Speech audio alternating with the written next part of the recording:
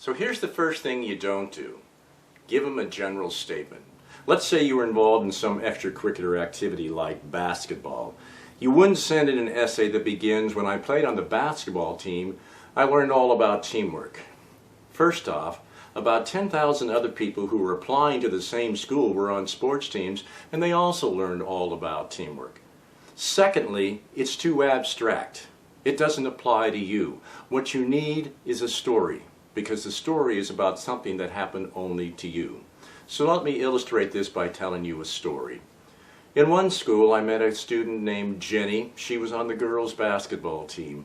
And I identified with Jenny because we were both members of the 45-second squad. When I was in junior high school and on the basketball team, I was among the group that was sent into the game when there were only 45 seconds left, and it had been decided one way or the other, and the starting five wanted to get to the showers early. So Jenny was also a member of the 45-second squad. When she wrote her entrance essay, she began, "When I was on the basketball team, I learned all about teamwork." I pointed out that she hadn't played all that much, to which she responded with a story. There was a game and about 8 minutes left, and the coach sent her in, which meant that Jenny was going to have an impact on the game. The ball was going to be tossed into her. She could shoot it, she could pass it, she could dribble it, she could do all kinds of things. She was going to be felt.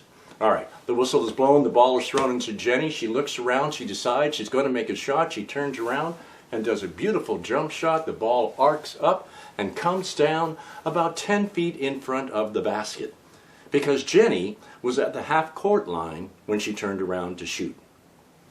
All right, you're the admissions director. You got a stack of essays, most of which say, "When I was on the sports team, I learned all about teamwork."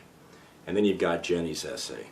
And she sounds funny, she sounds self-effacing, she sounds like a kid who doesn't take herself too seriously but enjoys what she does.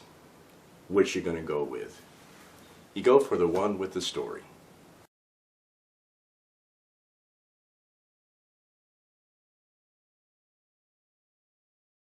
Them. Yes. They start to get their grades lower, and then they don't want to work hard and take the time to learn. They want to get it quicker so that their grade goes up and they're doing better. So, I mean, our grading is going to have to take a big shift. We're going to have to figure out, do we give participation points? How do we encourage them to still want to learn, even though they might not be succeeding quite yet? And so that is tricky. That's You really have tricky. hit on a big, big thing. Everybody get that? Let me get a zoom in on that one. Yeah, zoom in. If we want our kids to make mistakes and to be comfortable with failure, we can't grade everything they do. I mean, high school's got eligibility every 2 weeks. Kids are obsessed with making sure that they're not on that list. They don't care if they've learned it. They want to get the full points so that their grade reflects that they are learning. So it's going to be a big shift to figure out. You have to figure out how to assess in a way that's comfortable. When I do the writing process with my kids, the only grade I have for the brainstorm and the drafts is that they show up.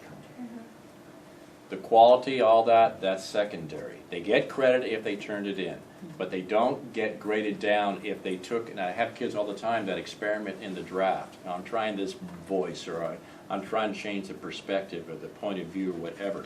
I tell them, please experiment. There are no consequences for experimenting with drafts. I'm going to grade the final draft, but everything up to that is just you got it or you didn't turn it in.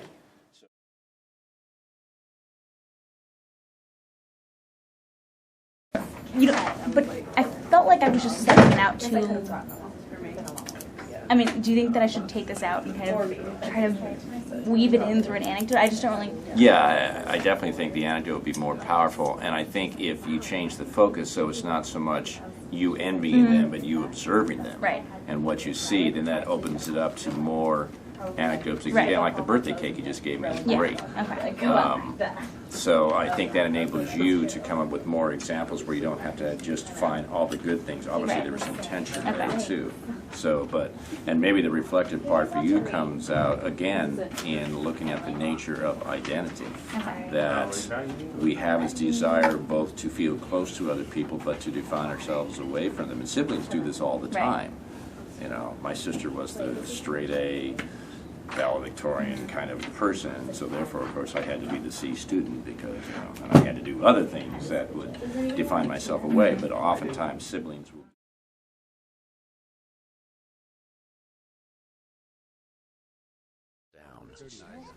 A plot hooks us in. We want to know what happens next. Many years ago, when I was a much younger and overworked, underpaid teacher, I liked to take day trips up to San Francisco, and I particularly enjoyed going to the St. Francis Hotel. Beautiful old place, and pretend I was Gatsby. Go sit in the lobby in one of the big puffed up chairs.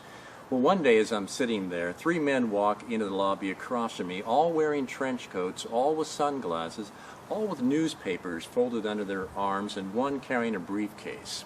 So as I'm watching, without a sound, they all sit down next to each other. They pull out their newspapers and begin to read. None of them takes off their sunglasses. Nobody says anything. About 15 minutes passes. As if on cue, again, nobody says a word. They fold up their newspapers, put them under their arms, get up, walk out, and leave the briefcase. Now you probably want to know what happens next. And I wish I could tell you, but unfortunately I made the story up. The point, though, is that you want to know.